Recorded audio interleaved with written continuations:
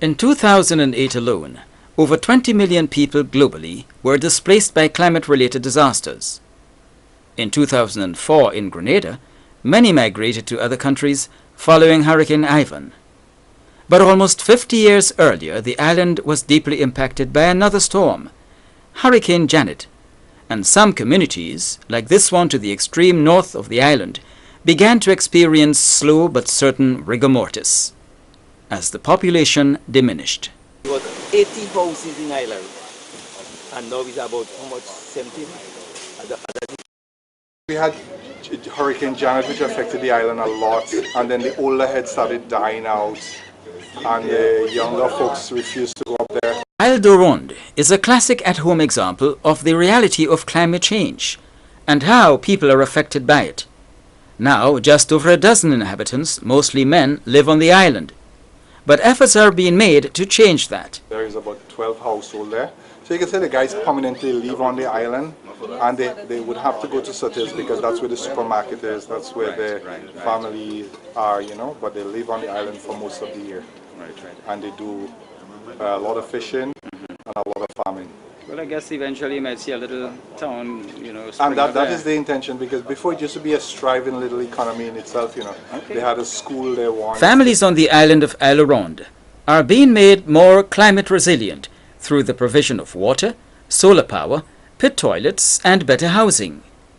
A delegation from the Ministry of Climate Resilience and the Environment and representatives of participating organizations in the project visited the island for a ribbon-cutting ceremony, marking the successful completion of the project. This project here today is one of the 4 pillars that was agreed to in Paris, France, that is helping communities to adapt to climate change. What climate resilience, climate adaptation really means. And what it means, it's about improving the lives of our people. Fundamentally, that is what it is about.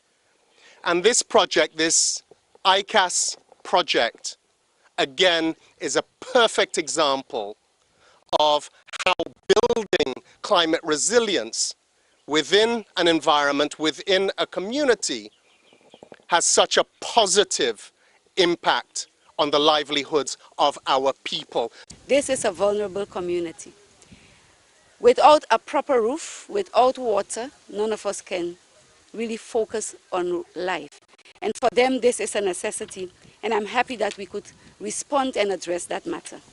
I want to encourage you to take extreme care of this facility, and you can also use it to build a little economy here on the island. You can sell cold drinks and snow ice and other things like that. Sometimes it's better if you have a little fun, and rather than waiting on government, you could do these things yourself. The project was funded by the German Federal Ministry for the Environment and the International Climate Initiative.